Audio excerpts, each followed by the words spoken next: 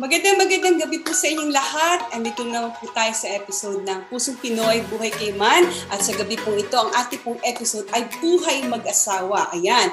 At ang ating pong guests for tonight ay ang aming pong inaanak, si Rafi, Ian, and Susan Vivas. Ayan, our longtime friends here in Cayman, and they have been happily married for 18 years. Debut na ng kanilang kasal. Okay. And they have only one son, 14-year-old son, named Ryan, na very talented talaga. Wow. Ayan. Kumusta kayo dyan?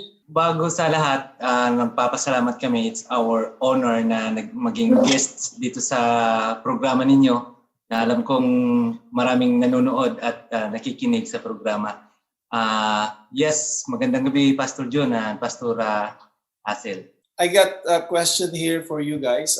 Alam naman natin na ito ay yung episode natin is Buhay Mag-asawa. Oh, napagandang talakayan. No? We know how you started actually. No? Kami ay matagal nyo ng kaibigan. And those times na may Bible study tayo, I still remember that in the Pink House, no, nag-Bible study tayo. And that's all started sa inyong marriage, no. Of course, you have a lot of experiences now for 18 years. And my question is, how did you deal and resolve conflicts or arguments in your marriage? Siguro ang pinaka-importante talaga communication and give and take. Sabi nga ni Jusan, mukhang take lang ako. Pero yeah, bottom line is communication. Yung unang, siguro alam naman natin yung unang mga 5 years or 3 years ng marriage, yun yung adjustment time. Pero yun nga, yung bottom line is communication. And of course, God to be the center of that relationship. Ako, wala pong formula hanggang ngayon, parang pa rin, learning pa rin. Kasi hanggang ngayon parang kung ano yung natutunan yung previous, ganun pa rin, we're growing at siguro understanding na pareho kami magkaiba, lalaki, babae, magkaiba yung family background. So, affected yung relationship namin na siguro hindi kami perfect. Yeah. Nung sinabi nga po niya na i-interview kami, parang sabi ko ba tayo, parang hindi naman yata tayo yung feeling ko kasi po hindi perfect yung namin. Nagkakaroon pa rin ng conflict. But we're learning. Totoo yan kasi actually wala naman talagang perfect relationship. Kahit kami din, nag-argument pa rin. Minsan pa, ipapunta ka ng church, no? Mayroon pang biglang may lalabas na pagkakaguluhan yun na kung tuwalya lang naman na hindi nailagay sa tamang yung mga gano'n, toothpaste na hindi nailagay yung takip, ano? Sabi nga, walang perfect relationship, but there is a growing relationship, di ba? Merong growing relationship. Doon tayo tumutugma sa growing relationship yan. Yung minsan may tampuhan pa rin, yung minsan lang kibuan, but still, buhay mag-asawa pa rin, di ba? Parang parang naalala mo yung mga experience natin. Totoo yun, talagang may time na talaga pupunta kami sa church. Nag-argue kami. Pero at the end of the day, magkasama pa rin kami. Magkasama pa rin kami, mag-asawa. Yung siguro yung growing and knowing. Kasi yung knowing, yun parang, ayun ang asawa ko to, or yung isang part doon na knowing. Kasi alam natin, di ba, yung merong mga nangyari, hindi pala gusto ng asawa ko to. Then you will not do those things. So, yan growing and knowing those things na dapat iwasan or dapat gawin. Gusto ko lang din bali knowing kasi tama yung yung sinabi ni Ian kasi kailangan kilalanin natin yung partner natin. Ano ba yung weakness niya? So, ano ba yung weakness niya? Kung yun yung weakness niya, huwag mo nang i-provoke dahil at kung magkagalit man, kailangan alam mo rin kung ano yung pang peace offering mo, di ba? Yeah. Masarap. Kung na Adidas. O ng ayan. So, who usually says sorry when there's an argument? Or, kung merong conflict, who usually sorry first? Siguro ako. Kasi ako laging may mali. Naman siguro sa amin, kung sino yung may mali. Pero yun nga, in our case, ako lagi may mali. So, ikaw yung lagi. Yung conflict naman po kasi hindi naman siya ibig sabihin big thing kaagad. Nagsisimula lang siya sa maliliit na kailangan i-deal kaagad. That's right. Ako naman gusto ko kasi palagi talk it out right away para mag-sorry ka agad. Sorry ka agad. Sorry na. Of course, making it sorry din kasi parang hindi mo na pinapatagal. Kasi the more na pinatagal at hindi na sisitil, lalong lumalalim. So, yun dapat ma-deal ka agad. Tsaka mapag-usapan ka agad. Pero may mga iba't ding tao din na if there is an offense, they really hard it's really hard for them to cope up na i-resolve nila kaagad. So kasi parang nagingit-ngit pa sila, parang tense pa sila at galit na galit pa sila at that time. There are people na takes a while, no? Pero they already decided na I want to forgive or we need to resolve this, no? Sabi nga, ang importante rin nga yung communication and then commitment and forgiveness talagang it goes together talaga. Yes. Kasi pag walang forgiveness, ang hirap talagang Amen. mag-start. Pero thank God there's word forgiveness para ma-restore uli yung relationship. No? The same, sabi nga, di ba, it doesn't matter who's right, pero tama ka dyan, Rafi, na dapat talaga ask forgiveness kagad. Say sorry kagad. Yeah. So, Dahil Susan, sabi nga, talk it out. Yeah. Maganda yung sinabi mo na na necessary na kung tama ka or you have to to win the argument. Pero yun pag if you see the bigger picture, lalo na pag meron ng emotional outburst, madali na lang siyang maging mas lalong lumala. So, yun, kailangan ma-settle ka agad. Kailangan, sometimes, sabi nga, sometimes na you have to lose to win. Parang ganun. Yeah. It's not a matter of who is right or who is Yeah. wrong, di ba? Yeah. So mas matimbang pa rin yung mangibabaw pa rin yung pagiging mag-asawa ninyo. So, yes, exactly. With those years of marriage, of course, you've learned a lot. So why is it important to compliment in your marriage? Importante kasi parang habang tumatagal, di ba nung una okay lang kasi parang fly high tayo kasi in love kasi yung una feelings by feelings. And ngayon magkasama na, tapos araw-araw mo nakikita mo yung flaws, nakikita mo yung familiarity. So parang hindi na makita yung importansya mo, di ba? Pero pag you compliment, mafe-feel mo na, special pa rin ako. Kasi nung nagliligawan pa lang, parang, nandiyan na yung message, nandiyan yung special ka, bibigyan ka ng ganito, ganyan. Tapos, bakit mo mag-asawa na kayo, di ba? Parang you have to not lose that. Dapat continue na, di ba? I-date, yung ganon. Tapos i-compliment nga na parang you appreciate. Kasi minsan sa family, di ba, parang lalo na kung may anak, hindi naman natin nabibigyan ng importansya yung relationship natin. Lagi, yung anak, yung trabaho. That's true. So it's our work. Parang kailangan isipin. Sabi ko nga, lagi ko sinasabi sa preaching din, pagka kaming babae, normally tayo, di ba, ang focus natin minsan nasa mga anak na So, and minsan, na-miss na lang natin na andyan na pala si hubby, nandiyan na pala si husband, Minsan din yung husband, parang nagiging normal, parang familiarity. Kaya dapat pa rin para ma-rekindle, yung i-compliment mo yung bawat isa yung nagagawa. Kahit magluto man lang or ano man lang na guys ng bahay or something, little things. Can do much Little things can do much. Yeah. Opo, yun nga yung sinabi niya kanina na knowing. So alam natin yung gusto ng asawa natin. Then hindi naman natin palagi magagawa kasi minsan, di ba, parang busy nga tayo para tayo may work. Pero since alam natin yung gusto, we make time. Yeah, I like your what you said, Susan, about you have to work it out. You need to it needs work. No, it needs an effort to do it. Kasi it's not spontaneous palagi, Kasi especially pagka busy tayo, minsan you overlook something that is very important or very sensitive sa iyong partner. So it really needs pondering, It really needs those things. Kasi napaka-importante talaga to compliment. Especially sa mga viewers po natin, mga nakikinig, If you have comments, please comment. At maganda po itong discussion po natin for marriage po. Ikaw naman, Ian, how do you view that? Yeah, importante yung talaga yung complaint. Parang yun nga sinasabi ni Susan yung minsan yung emotion natin, feelings na ng alam mo yung cloud9 nawawala. Yun nga yung minsan pag umuwi tayo sa bahay, nag-uusap sa sa dinner o sa lunch, tapos na may mga bagay na nangyari sa work or personal tapos na share. Minsan we have to look at in the light of love. Na minsan, di ba, minsan nakikita natin, mali yun. Dapat hindi ganito. But, i-compliment mo siya yung anong desisyon niya na tama. Na ipakita na tama yung ginawa mo.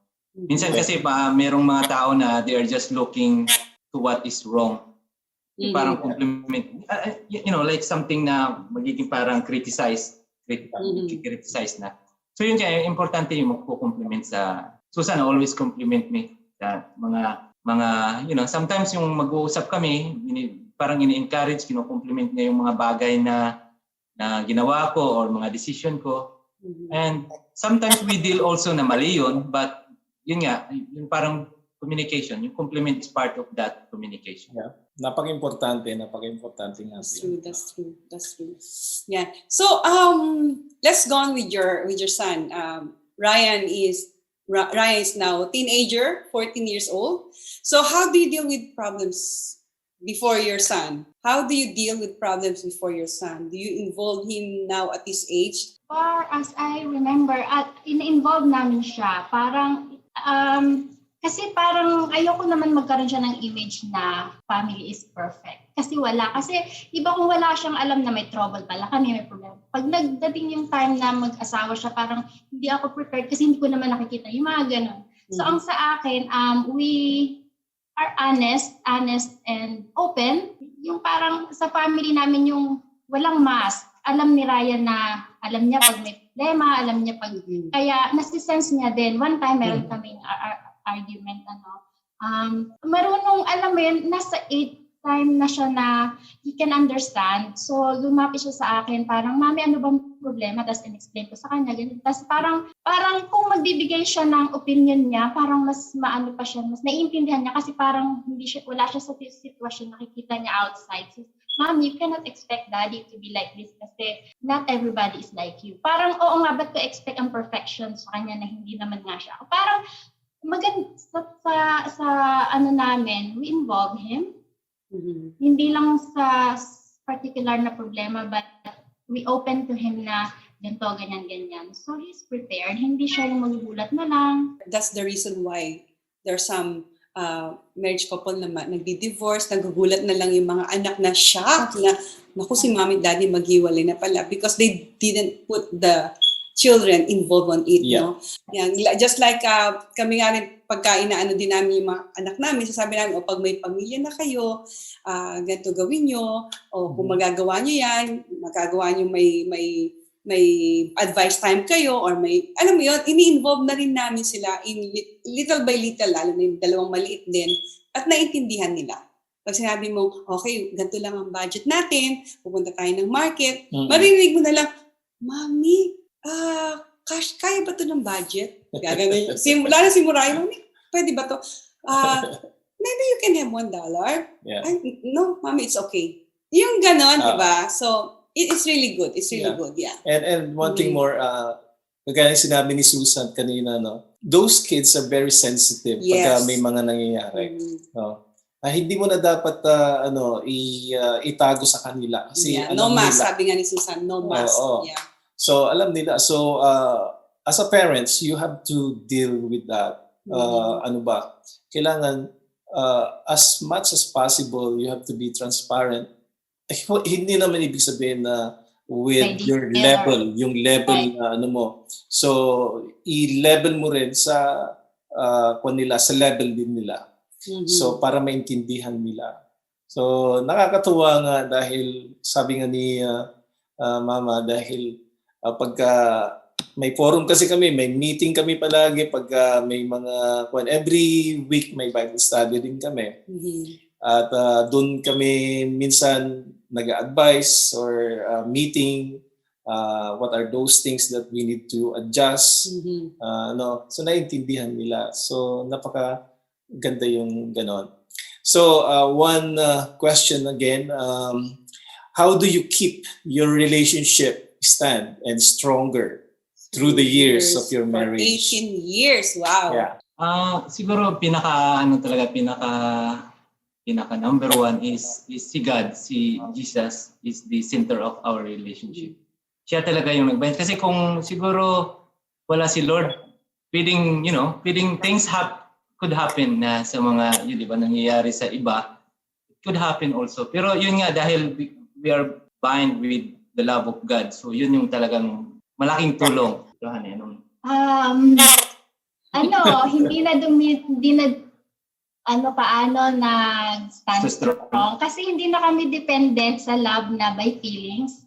Kasi hindi talaga yun mararamdaman everyday. Pag gising ba ng umaga, I feel in love pa. Hindi na. Di ba parang familiar na ka. Pero we are committed kasi, di ba? Commitment. Pwede naman na, alam mo yun, simpleng bagay, maliit na argument, pwedeng lumaki, pwede rin kami mag-decide na in the heat of emotion, high, yung ganon. Pero, mapasalamat kami sa Panginoon kasi siguro kung kami lang talaga wala din. Baka sinangihin na ako. Ayun po, yun nga, napakahalaga ng, sa sarili ko po, sa mga pinagdaanan namin. Ang conclusion ko nga na walang hindi maayos. Kasi di ba, at saka isa pa, huwag mag-a-assume. Magtanong. Ganun po. Kasi pag nag-assume tayo, kasi ganyan, tayo yung sarili natin, yung emotion natin nagdidikta, yung suspicion natin. Instead na magtanong kasi nami-misinterpret natin. So yun po, bilang yung natututo araw-araw, communication is number one. At huwag mag-assume, magtanong, mag-explain, press it. Kasi hindi tayo mahuhula. Yun po lagi kong sinasabi. Kasi nga, hindi ko alam kung ano yung ibig sabihin. Hindi niya rin alam kung ano ba yung. Although may time na pwedeng dapat read between the lines, pero wisdom siguro po yung tamang doon. Ayun. Yung isa din na talagang yung effort, yung have time with family, with Susan. Sometimes we go out kami lang. Lalo na ngayon, ayaw na sumama ni Ryan eh. Gusto niya, sabi ko din tayo na lang Then, we always share, like go back after, those years na talagang tayo pinagpala ni Lord. So yun, parang tinitingnan namin yung mga nakaraan. Tapos we plan for the future kung ano. Then, parang nakaka-encourage na meron kang kasamang nagpaplano kami na ganito yung gagawin natin, mag-retire. Ngayon sa atin, di ba, retirement na. So, yun. So, yung reach out. Lagi tawag, kumusta ka na dyan, honey? Minsan, busy ako sometimes. Hindi na ako makatawag sa kanya dahil busy. Then, I'll make instead na text, kumusta ka dyan? Pasensya ka na, hindi kita natawagan. So, alam mo yun, make an effort to reach out. Saka, napaka-importante talaga yung commitment, no? Yung commitment kasi, hindi mo na talaga nararamdaman yung kagaya ng nararamdaman po natin nung araw na nagbiliguan pa kayo. Cloud9. May Cloud9, no?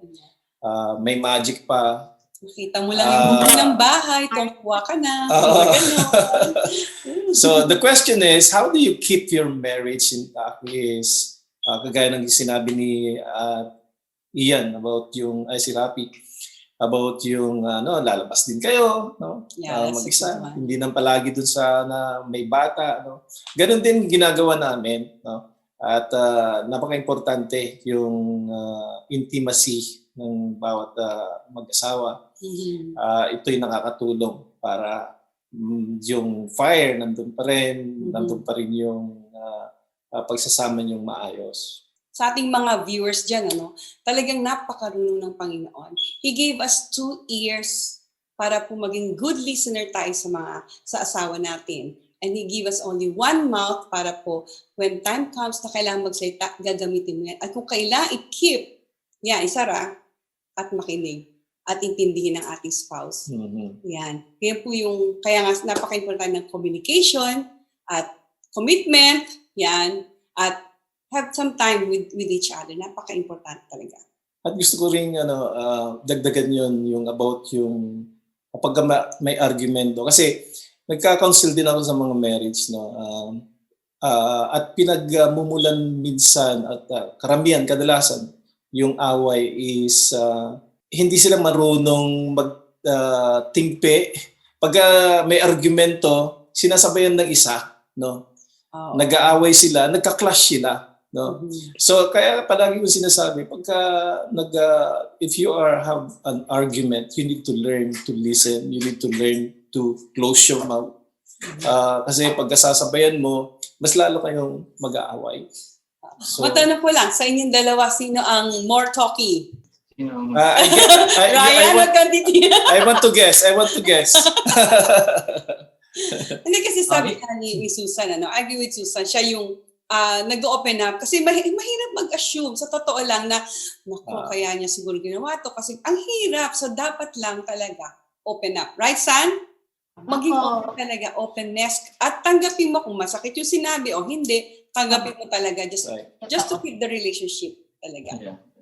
Isa ding dagdag ko yung how para maging matibay is yung from the beginning na tandaan ko na laying the roles or expectation. Yung para hindi kasi magiging magiging away yun. Kunwari, yung sa pamilya nila Susan o kaya ganito yung alam mo yun kasi nag-involve ng pera or yung perang mag-asawa kasi pamilya nito, pero pag clear yung rules or expectation, then you know that these things, may mga mangyayaring bagay na ganun talaga, wala kang magagawa dyan. Hindi mo na yun ipa-fight na So isa din yun, yung parang merong ito yung natin kumbaga kasunduan or middle ground, ewan ko. Yung parang gano'n, di ba? Di ba may pamilya sa Pilipinas. Ito, bigsa, alam mo yun, yung mga expectation. Pag hindi mo ma-understand yun, bakit? Di ba? Maumpis ka na yun. Bakit? Yeah, wait. Ito malaking talagang topic yan. Yung malaking bagay yan, no? So how do you deal with that? Kasi kami ni Pastor Jun, wala kaming problema talaga. I don't mind if he helped in the Philippines, so sa family niya. Pero tapos na kami doon. At ako din. At siya din. Wala kaming, sige, padala. Walang kami, Pero I know, most lalo ng mga kababayan natin na nandito sa Finland, makirinig mo na lang, padala siya ng padala. Ganto, ganyan. Wala na nga kami. How do you cope up with that? Pinag-usapan niya, syempre, Pero paano nyo na-cope up yung ganyan? We grow. We grow in that. Siguro dumaan kami sa ganun. But now we support each other. Lalo na we discuss it. And then ganito. And then we see na mas nakakatulong kami. Then we will do it. Pakita lang namin na we're blessed na tayo again, communication. So nilalagay namin sa isang topic. Okay, let's go. So yun. Ang lang sa amin dahil as I said, from the beginning, alam na namin yung expectation namin sa mga ganitong bagay. But exactly, it's a big issue na pwedeng pagmula ng problema. So yun yung alam na namin na how we, what to do. Like sa inyo, sabi nyo, na-adjust na. But it's a process. It takes time. And it's a case-to-case basis din. No? Kaya kailangan yung pag-uusap talaga. Tanong ko lang, sino ang may hawak ng pera? Sa mag-asawa, sino ba dapat? Most of the time, sa counseling, babae ang may hawak. Pero, I don't know, pagdating sa kay man, iba eh. So, who handles the money between two of you? Joint account po. Joint account. My In joint the account bank. is in the bank. So, Yes, okay. And we have card each one. So, pag ginamit niya, gagamitin ko to, yun doon. Tapos pag meron ako, gamitin yung isa. Pero yun, joint account nga, meron kami joint account. Yung sweldo ko, may joint account kami doon para ilalagay doon. Tapos, That's right. Well, walang good siya. job. Pare-parehas lang tayo. Dalawa. Yeah. Walang away. No? Yeah. So as we end up, so any advice that you can give sa ating mga viewers? Importante po na maging lend an ear kasi magkakaroon talaga ng conflict ang mag-asawa. Pero as long as napapag-usapan talaga within the family at willing na makinig yung partner o yung asawa, mariresolve po yun. Kasi po kung hindi willing yung isa, lumalabas po kasi, di ba, we want to be heard. Kaya lumalabas na, pupunta ako sa friend ko, doon ako mag-share, punta ako dito, doon ako mag-share. Na instead, we have to resolve it within our, kasi tayo ang may problema, dapat tayo. Right. So, ganun po yun. Pero, di ba nga, pag hindi naman willing yung makinig, we have to let out kasi naghahanap tayo ng outlet na ganun na. So, importante po talaga na we are open and we listen to understand. Kasi guilty rin ako na I listen so I can reply. No, I can tell. Pero mali. Dapat we listen to understand talaga kasi minsan we misunderstood talaga kung lang tayo sa kanyang actions, sa kanyang kilos. Pero kapag nagtanong tayo, maintindihan natin. Talagang dapat talaga ng pag-usapan. Pero yung dagdag ko, yun nga, isa yung communication at isa yung we have to control ourselves. Sabi nga 95% of people decide based on their emotions. So doon dapat makita natin pag you're in your peak of your emotions, don't decide, don't do things. You back up and then and most of all si God na si Jesus and si God na we put him in the center of your relationship, in our relationship. So yun siguro yung pinaka ko. Amen. Napakaganda yung forum natin about marriage, no. At natutuwa kami dahil at least maraming mga kababayan po natin na nakikinig ngayon. At least you have an overview, mga lesson na nakuha po kayo ngayong gabing ito. At salamat Susan and Rafi. Pinagpala nyo kaming gabing ito. I hope to have a conversation again with you. Yes. Siguro parenting naman next time. Marami tayo. Marami tayong sigurong input dyan at nakapagpalaki tayo ng 20 years old, nakapagpalaki kayo ng 14 years old. So, yun, maraming salamat. Thank you Pastor John. Salamat po. Thank you Ninong. Yes, yeah. Maraming salamat din and talaga thank you for those input na binigay niyo and I know and I believe yung ating mga viewers diyan and they please comment, please subscribe, yeah. Please comment po at and if you need any advice or you have some counseling na kailangan po niyo, just let us know and we will be with you. Thank you so much. God bless. God bless you. Bye. Yes.